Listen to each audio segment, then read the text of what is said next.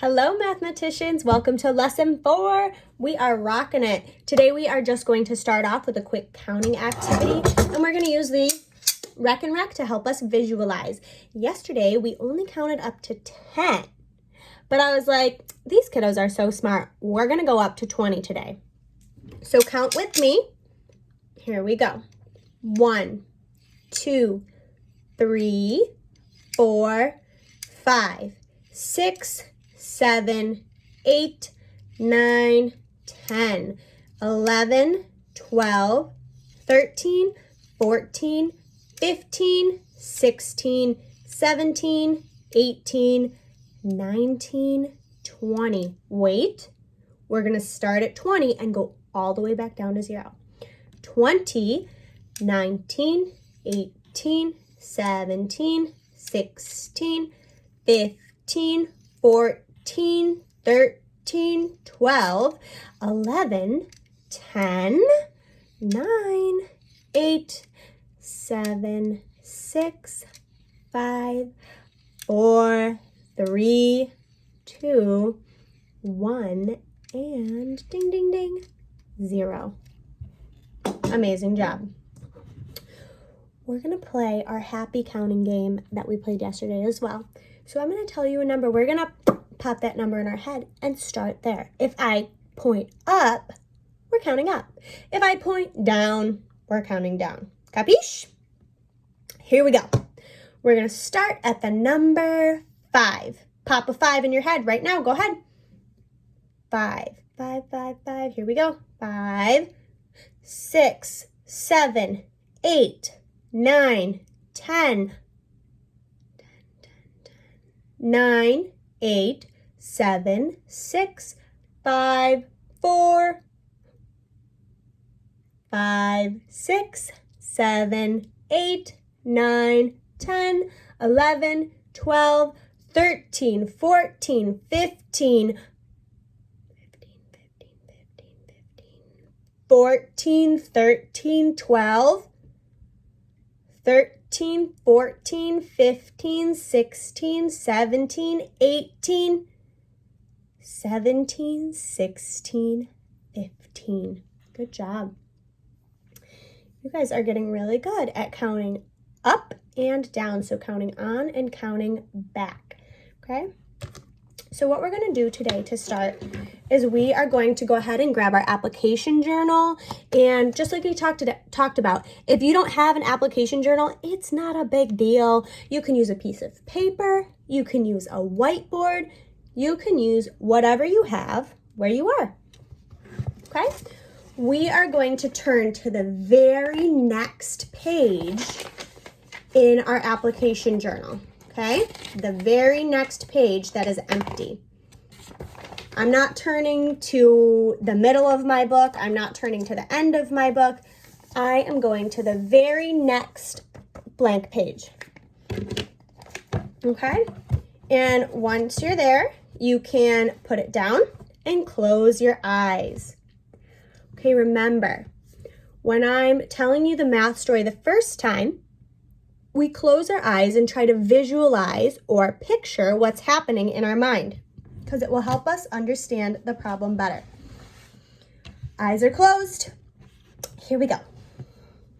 Our class had 4 pumpkins. On Monday, Marta brought 1 more pumpkin. On Tuesday, Beto brought 1 more pumpkin. And then on Wednesday, Shay brought 1 more pumpkin. Okay, you can open your eyes. And this time I'm going to read it again, and you can watch my fingers and maybe even do it on your own if you want to do that when we read through the problem. Here we go. Our class had 4 pumpkins. On Monday, Marta brought 1 more pumpkin. On Tuesday, Beto brought 1 more pumpkin. On Wednesday, Shay brought 1 more pumpkin. Okay, we are going to draw this out and see if we can come up with a number sentence for each day. So let's see, who remembers how many pumpkins did our class start with on the first day? Show me on your hand, how many pumpkins did the class start with on the first day? Think back to when we were visualizing. 4, yes, our class started with 4 pumpkins on the first day. So I am going to draw 4 dots. I'm drawing dots instead of pumpkins because it's more efficient. It saves us time, right? And then I can finish my math problem more quickly. Okay, so here are my 4 dots to show the 4 pumpkins that my class had the first day. Now I'm gonna label those 4 dots so that I don't get confused. I'm gonna label it class. So I would like you to do the same. Make your 4 dots and write class above those dots. We label our math drawings because it helps us not get confused. So it helps us keep track of things so that we can solve the problem the right way. Okay, then I'm going to draw a line next to it so I can separate it from my next day. Again, so I don't get confused. This is all to help yourself, okay? So we started with 4. How many pumpkins did Marta bring in the next day? Yeah, 1 more. Marta brought in 1 more pumpkin on Monday. So I went and drew my 1 more pumpkin for Monday. And I'm going to label this dot too with an M for Monday so that I don't get confused. Okay, now I have to write out a number sentence, or who remembers the fancy word for number sentence? Equation. Yeah, I have to write a number sentence or an equation to show this, to show what happened on Monday. So how many did our class start with? How many did our class start with? Yeah, 4. So I'm going to go ahead and write my 4. And then did we add another pumpkin in or did we take some away? We added another pumpkin in, so that's plus for adding. How many pumpkins did we add on Monday? 1. Yeah, we added 1 pumpkin on Monday. So 4 plus 1 equals how many pumpkins all together? How many pumpkins did we have at the end of the day on Monday? Let's see. 4, 5. 1, 2, 3, 4, 5. Let's check it again. 4 and 1 more is 4, 5. Yeah, 4 plus 1 equals 5. Beautiful. There's our equation for the first day, Monday. But did our week stop after Monday? You go to school Monday and then you get to be home all the rest of the time. Your week's over. No, that's not true. That's goofy. We went on to the next day. So I'm going to draw a line next to Monday to separate it from my next group of dots so I don't get confused. Okay, so Marta brought 1 more pumpkin in on Monday, and then Beto brought, who remembers, how many pumpkins did he bring in on Tuesday? Yeah, 1 more. So I'm going to go ahead and draw my 1 more pumpkin here to represent the pumpkin that Beto brought in on Tuesday. Okay, so I labeled this one M for Monday. What should I label the Tuesday dot? Yeah, T for Tuesday. Good. Okay, so I have my T for Tuesday. Now I have to write my equation or my number sentence. So let's see. How many pumpkins did I have at the start of Tuesday? So before Beto brought this one in, I had how many pumpkins? 5. So my equation is going to start with the number 5. 5, and then we added another one, so plus, how many pumpkins did Beto bring in? 1 equals, so if we started with 5 plus, 1 more, Beto brought 1 more on Tuesday, equals how many do we have all together now? How many do we have all together now? 5, 6. 1, 2, 3, 4, 5, 6. 5, 6. Yes, we have 6 pumpkins all together now. Great job. But our week keeps going. I'm going to draw a line again next to Tuesday. And this will help me keep track. And then how many pumpkins did, let's see, who brought pumpkins in on Wednesday? Shay. Shay brought a pumpkin in on Wednesday. 1 more pumpkin. What should I label this dot with? Yes, W for Wednesday. Wah. Great job, smarty pants. Okay, how many pumpkins did we start with on Wednesday before Shay brought this one in? 6 pumpkins. 6 pumpkins plus the 1 more that Shay brought in. We started with 6 plus the 1 more that Shay brought in equals how many pumpkins do we have all together now?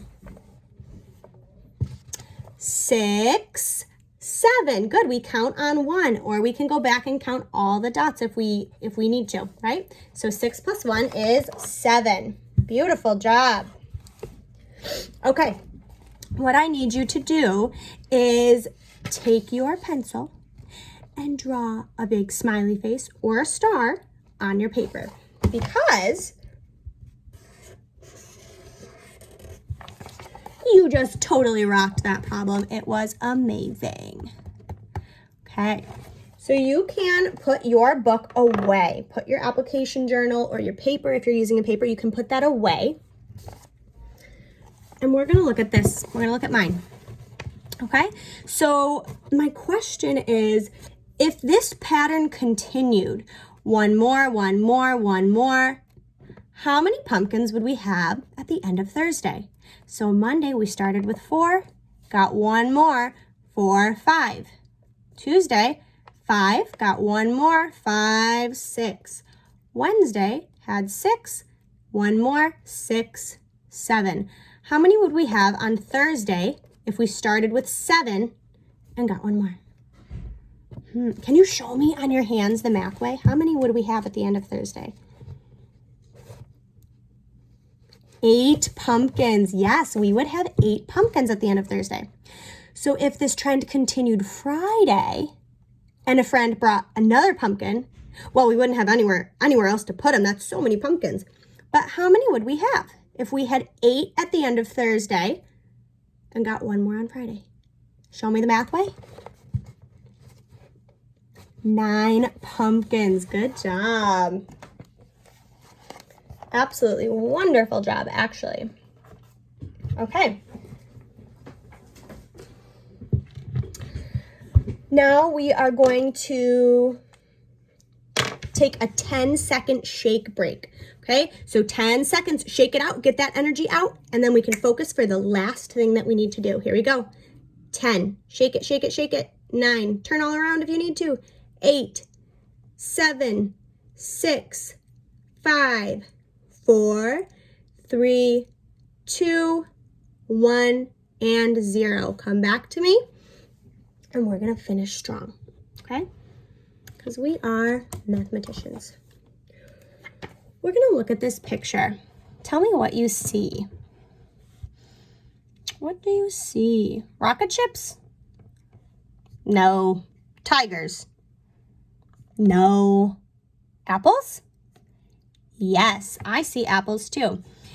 I wonder if there is a way that we can separate these apples into 2 groups to make it easier for us to count them. Let's see. Oh, I could do the red apples. How many red apples are there? 3. Or I can do red apples and pink apples. How many pink apples are there? 3. Yes, very good. So I'm going to take those numbers and I'm going to fill out my number bond to start. Can you point to the number bond? Where's the number bond? Is this the number bond? Is this the number bond? Is this the number bond? Yes, good job. Okay, now our number bond is usually up and down, but today it's sideways, right? But it's the same as before. So we have our two boxes over here, part, part, and what goes in the box that's all alone? The whole, yes, the total, the big number. How many do we have all together, right? So let's go back to our picture. We decided we were going to use our first part as the red apples. How many red apples are there? 3. So I'm going to go ahead and write a 3 in my first part box. Okay? Now let's look again. How many pink apples are there? Also 3. So I'm going to write a 3 in my other part box because that is my other group, my other part within the whole. Now we have to look and see, okay, 3 and 3, what's our total? What's our big number? How many apples do we have all together? Well, let's see. Let's count. 1, 2, 3, 4, 5, 6. And we know that 3 and 3 equals 6. So 6 can go in our whole box, okay? Good job. Loving the focus. Okay, stay with me. Now, we have our number bond filled out. We have to fill in our equation boxes. Now, these boxes over here have a plus sign between them. So we are just using the 2 parts, okay? What are the 2 parts in this way that we broke it up? 3 and 3. So in my first one, I would write 3 plus 3, okay? And this one's kind of goofy when we cut a number right in half because the other equation boxes are going to be the same. Usually we would swap them, switch them, and the other number would come first. But when the numbers are the same, it's just the same thing. So 3 plus 3, 3 plus 3. That just means that if I have this 3 over here and this 3, sorry, my whiteboard is falling. If I have this 3 over here and this 3 over here, I have 6 in total. But if I swap them and count them again, I still have the same amount. It doesn't matter what side each group is on. I still have the same whole, the same total, right?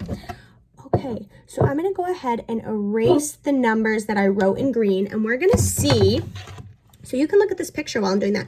We're going to see if there's another way that we can separate these apples. Do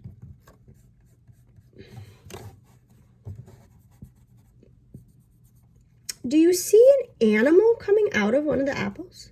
Can anyone see that? Oh, I see something coming out of this apple. Looks like it might be a little worm. Would you eat an apple that had a worm in it?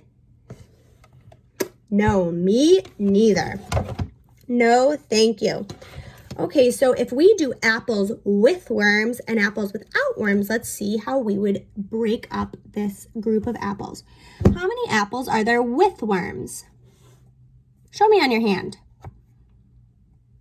1. There's 1 apple with worms. 1. How many apples are there without worms? Show me on your hand. 5. 1, 2, 3, 4, 5. Good job.